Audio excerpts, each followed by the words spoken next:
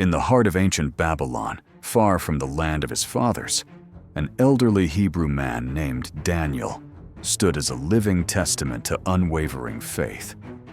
For decades, he had served in the courts of kings, maintaining his devotion to the God of Israel, despite exile, despite persecution, despite every temptation to compromise.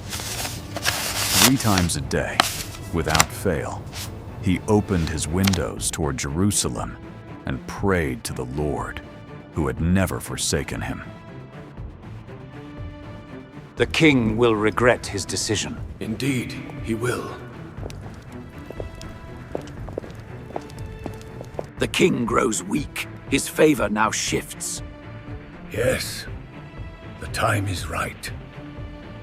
Flattery and cunning, proposing a decree that would honor the king but doom the prophet. For 30 days, no man could pray to any god or human except Darius himself. The penalty for disobedience?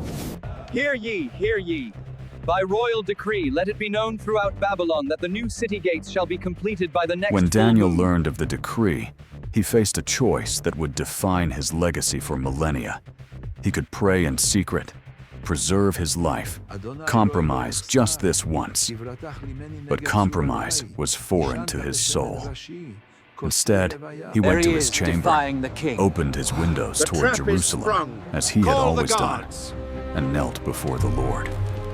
King Darius was devastated when the accusation reached his throne.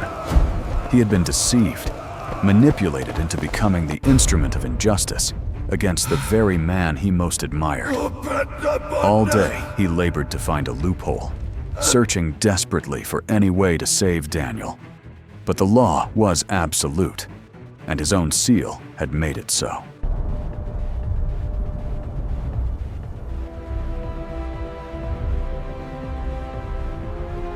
The moment of farewell between king and prophet was heavy with unspoken anguish. Darius, tears streaming down his face, could only whisper words of desperate hope. May your God, whom you serve continually, deliver you. Daniel's response was silence. Not the silence of fear, but of absolute trust. The lion's den was a place of horror, a pit where savage beasts had torn apart countless condemned men before Daniel. As he was lowered into that darkness, as the stone ground shut above him and the king's seal made his tomb official, every rational mind watching believed they had seen the last of the Hebrew prophet. But what awaited in that den was not death, it was divine appointment. For the Lord had sent his angel to shut the lions' mouths, transforming a chamber of execution into a sanctuary of supernatural peace.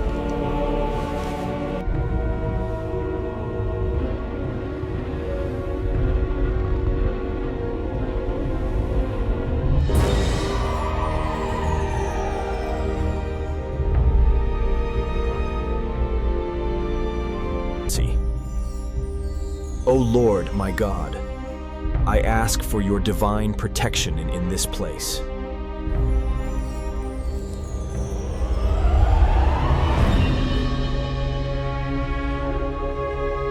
While Daniel rested peacefully among predators turned guardians, King Darius endured the longest night of his life. Sleep fled from him. Food turned to ashes in his mouth. Entertainment was an insult to his torment. He paced his palace chambers like a caged lion himself, counting every endless hour, praying to a god.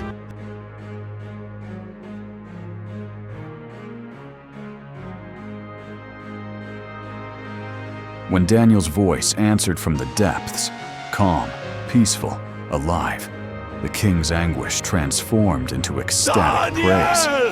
The stone was rolled away, and Daniel emerged without a scratch, without a wound, without even the smell of the den upon him.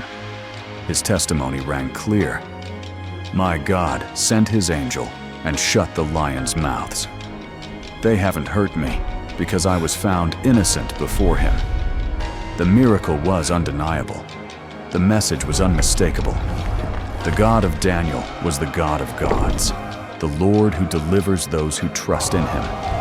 And every person gathered at that den, from king to commoner, became a witness to his power. The conspirators who had plotted Daniel's death faced the very fate they had designed for him: swift and terrible justice. But more importantly, King Darius issued a new decree, one that would echo through his entire empire. In every part of his kingdom, people must fear and reverence the God of Daniel, for he is the living God, steadfast forever.